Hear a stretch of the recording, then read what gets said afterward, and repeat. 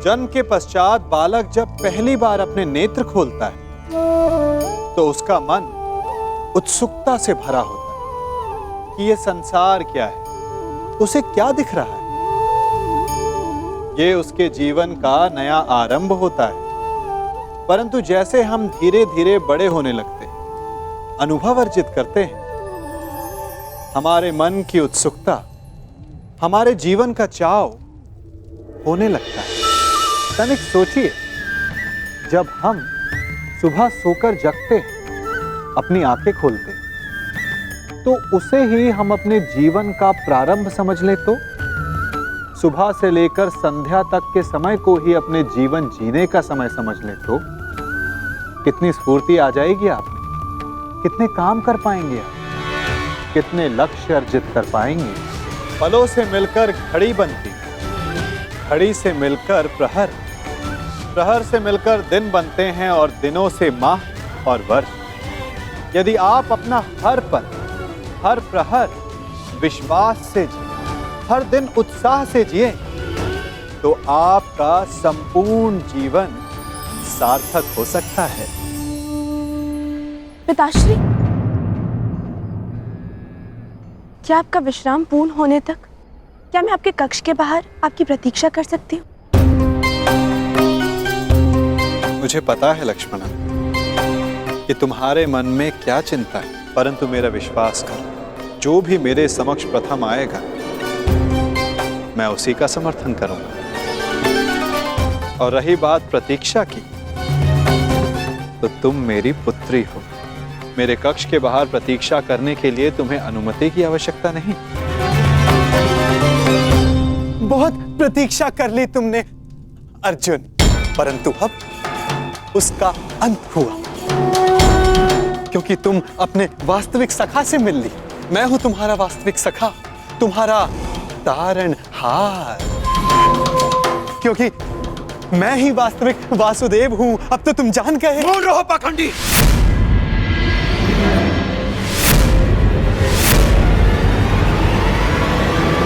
तुम्हें क्या लगता है कि वासुदेव की पोशाक धारण कर लेने से तुम वासुदेव बन सकते हो?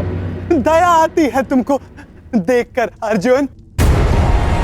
जो पहले आया तुम्हारे समक्ष उसी को वासुदेव समझ लिया। हाँ? बहुत बड़ी भूल कर रहे हो तुम, परंतु अब तुम चिंता मत करो पार्थ अर्जुन। अब तुम मुझसे मिल लिए हो ना, सब ठीक हो जाएगा। मैं तुम्हारी इस भूल को सुधारूंगा। भूल तुमने की है और आंखें भी तुम्हारी बंद हैं। वासुदेव कर्म में विश्वास रखते हैं, दिखावे में नहीं। पर वास्तविक वासुदेव अपने आप की प्रशंसा नहीं करते और ना ही दूसरों की आलोचना। उनके कर्म ही उन्हें वासुदेव बनाते हैं और वो स्वयं से पूर्व संसार के हित की सोचते हैं। परंतु तुम केवल स्वार्थी मनुष्य हो जो अपने आप को वासुदेव कहते हो। सत्य तो यह है कि तुम्हें वासुदेव का अर्थ भी नहीं पता, नहीं समझते तुम। स्वप्न से बाहर निकलो और सत्य क्या है उसे समझो। मौन रहो दुस्साहसी। इतना दुस्साहस तुम्हारा कि यहाँ पर मेरे समक्ष ऐसी बातें कर रहे हो। तुम्हें अंदेशा भी नहीं है कि नियति तुम्हें मेरे समक्ष लेकर के आई है, क्योंकि तुम अनुचित मार्ग पे जा रहे हो अर्जुन।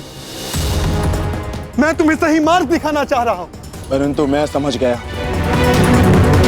कि यह सब मुझे मेरे उचित मार्ग से भटकाने का प्रयत्न था,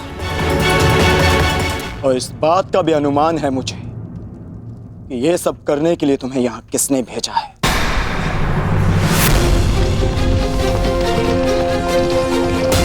परंतु मेरे और मेरे लक्ष्य के मध्य कोई नहीं आ सकता, कोई नहीं।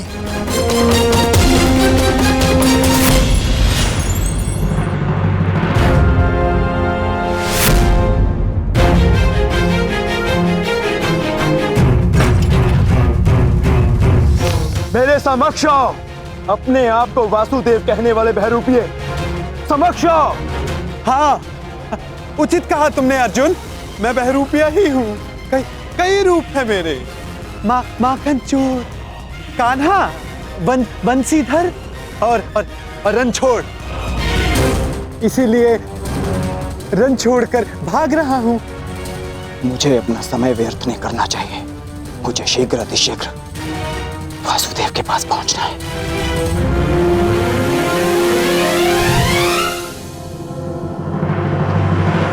पार्थ अर्जुन कहां जा रहे हो? अर्जुन मुझे छोड़कर कहीं नहीं जा सकते अर्जुन। घर से आपका तात्पर्य अंग से है ना, या हस्तिनापुर के राजभवन से? आपके इस यथाकथित समाज में मेरे और मेरी माता की कोई स्थान नहीं।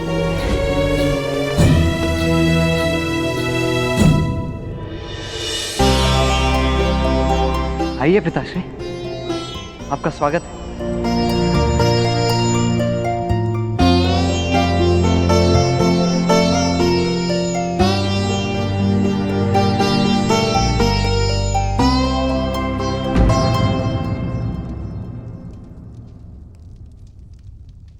क्या हुआ सुप्रिया?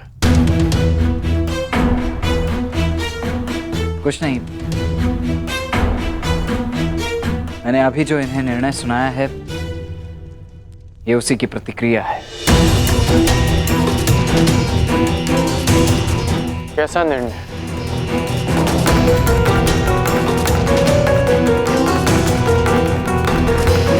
ये किस विषय में बात कर रहा है सुप्रिया?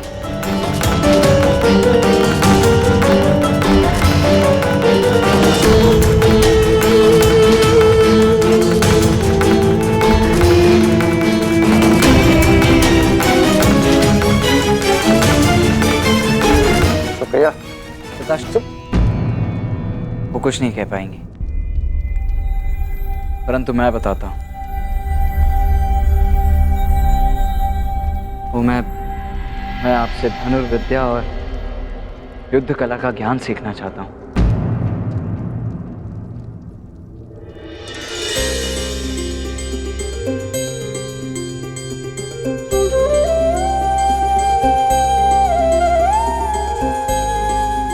बस इतनी सी बात। हर पिता अपना ज्ञान, अपनी शिक्षा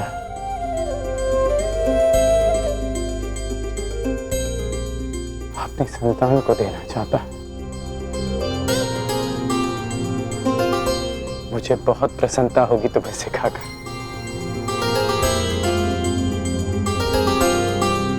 परंतु तुम्हें सिखाने की कोई आवश्यकता नहीं है। मैंने तुम्हें देखा है, तुम युद्ध कला में निपुण हो पुत्र। हाँ हूं, अवश्य हूं पिताश्री, परंतु आपसे अधिक नहीं। मैं आपसे भी अधिक कुशल बनना चाहता हूं, और इसके लिए मेरे पास समय बहुत कम शेष है। मैं ये जानना चाहता हूं कि क्या आप मुझे सिखाएंगे? हाँ, मैं तुम्हें अवश्य सिखाऊंगा पुत्र। युद्ध अभ्यास के बहाने ही सही, हम साथ में समय तो बिता पाएंगे। परंतु किस बात के लिए कम समय शेष? इसका उत्तर आप भी जानते हैं पिताश्री। संसार अब तक के सबसे बड़े महासंग्राम के द्वार पर खड़ा है। वासुदेव के निर्णय के साथ ही युद्ध की घोषणा भी हो जाएगी।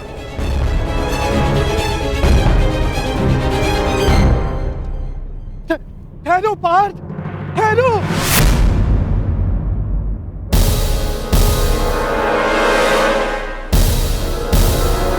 तुम मुझे छोड़कर कहीं नहीं जाओगे, नहीं जाने दूंगा मैं तुम्हें।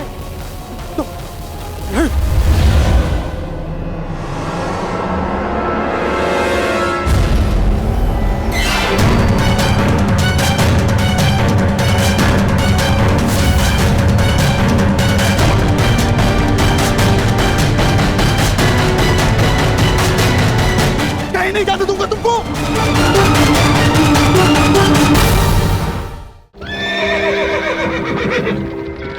नहीं शीघ्र करो।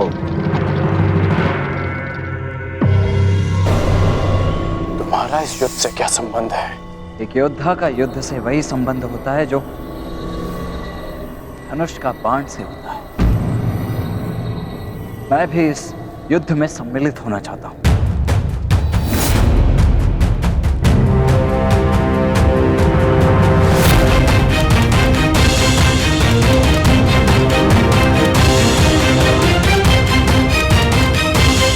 इसीलिए तुम मुझसे परीक्षण लेना चाहते थे? हाँ, क्यों? एक योद्धा होने के नाते क्या आपको ऐसा नहीं करना चाहिए? करना चाहिए, मुझे ऐसा करना चाहिए। देखो पुत्र, मैं तुम्हारे निर्णय का बहुत सम्मान करता हूं। मुझे तुम पर गर्व है, परंतु पिताश्री, इस किंतु परंतु इसके लिए अब कोई स्थान शेष नहीं है। मैं अपना निर्णय ले चुका हूं और अपना पक्ष भी चुन चुका हूं।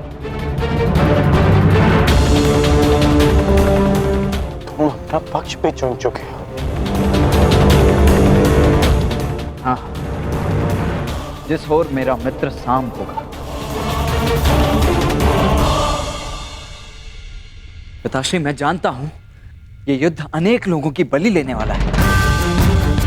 इसीलिए मैं चाहता हूं कि मेरे मित्र साम को जब मेरी आवश्यकता हो तब मैं उसके साथ उसकी सहायता के लिए उपस्थित हूं, प्रस्तुत हूं। और आपने तो सदा मित्र धर्म निभाया है, निभाया है ना? तो आशा है कि आप मेरे मित्र धर्म के आड़े नहीं हैं।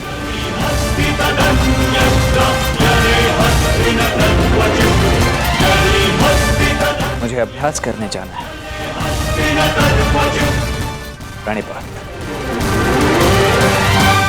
देखो, जो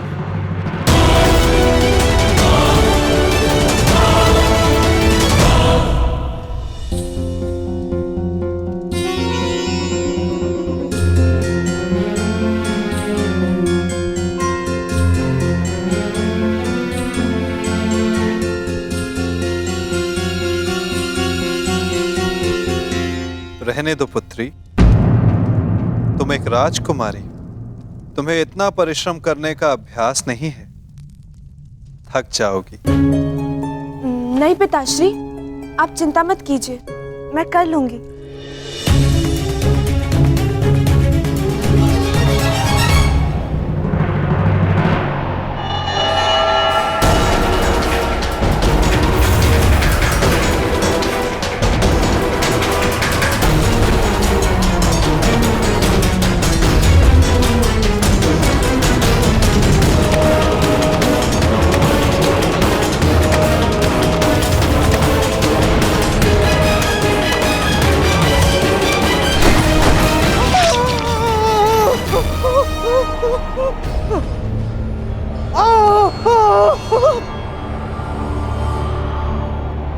मैं तुम्हें अंतिम चेतावनी देता हूँ, इस माया जाल को समाप्त करो और मुझे जाने दो यहाँ से, अन्यथा मेरा अगला प्रहार तुम्हारे प्राण ले लेगा।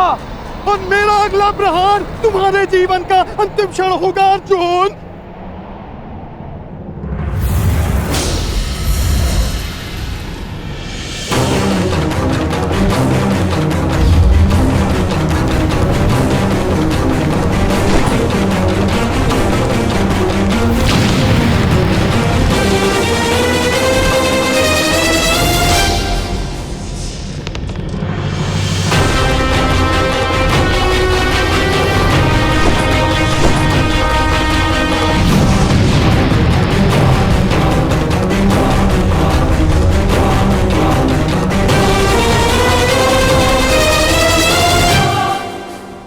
ठीक है, तुम मुझे अपना आराध्य नहीं मानते ना, सही? तुम जा सकते हो, क्योंकि मैं तुम्हारा शत्रु नहीं, ना तुम मेरे शत्रु हो। परंतु उस धूर्त कृष्ण को एक संदेश मेरा अवश्य दे देना।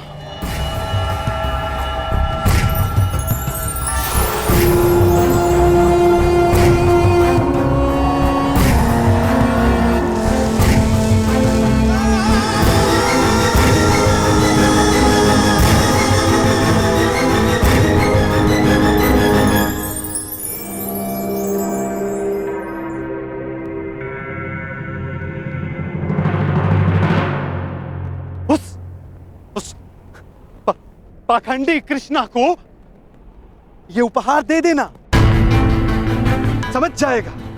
कहना उसको कि उसके पास मेरी एक वस्तु है जो मुझे चाहिए।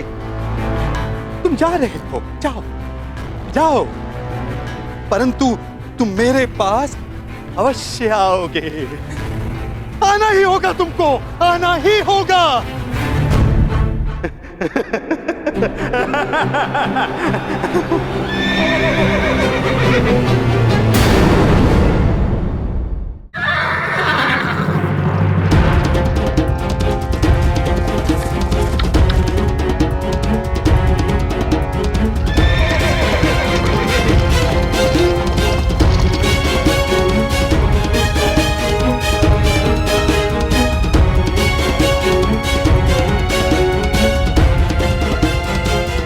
प्रतीत होता है कि अर्जुन अब तक द्वारका नहीं पहुंचा। ये मेरे लिए शुभ है। चलिए, मैं आ गया।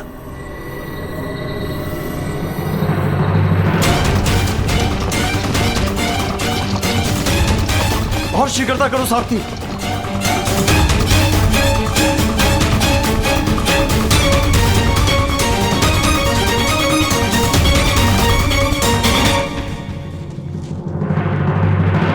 प्रणाम ससुर श्री। सुखी रहो। द्वारका में स्वागत है आपका। आपको मैं बधाई अवश्य दूंगा कि पांडवों से पूर्व आप द्वारका पहुंच गए, परंतु भय इस बात का लग रहा है कि आपके लौटने पर इस बात का दुख ना मनाना पड़े कि आपके सारे प्रयत्न बेकार जाएंगे। मैं जानता हूं मेरे पिता जो करने वाले हैं, परंतु आश्चर्य इस बात का है कि पिछले अनुभव को देखते हुए भी आप उनसे समर्थन मांगने के यहाँ कैसे आ गए। तुम भूल रहे हो साम, तुम्हारे पिता ने समस्त विराटनगर के समक्ष ये वचन दिया था कि जो भी उनके पास पहले पहुंचेगा उनका समर्थन उसी को मिलेगा।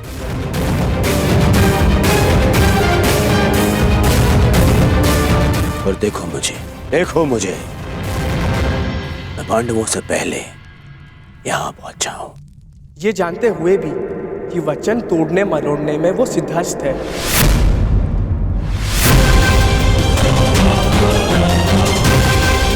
उस सब बात में पहले मुझे केवल इतना बताओ कि तुम्हारे पिता इस समय कहां पे हैं?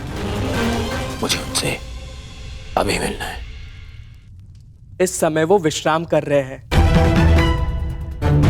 मुझे विश्वास है इसमें भी उनकी कोई चाल है।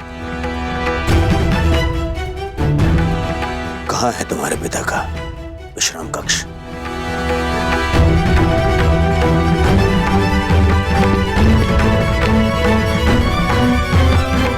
आश्चर्य होता है, इतना सब देखकर भी इन्हें अभी भी लगता है कि द्वारकाधीश इनकी सहायता करेंगे।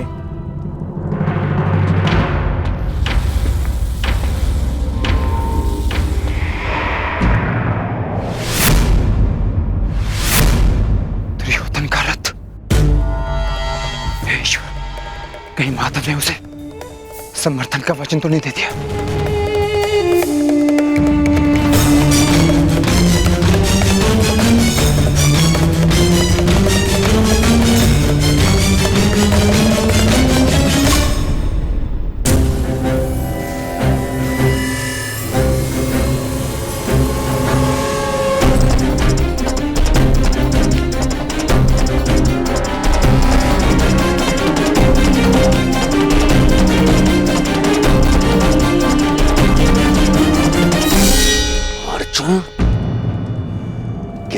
स्थिति में मुझे अर्जुन से पहले वासुदेव तक पहुंचना है।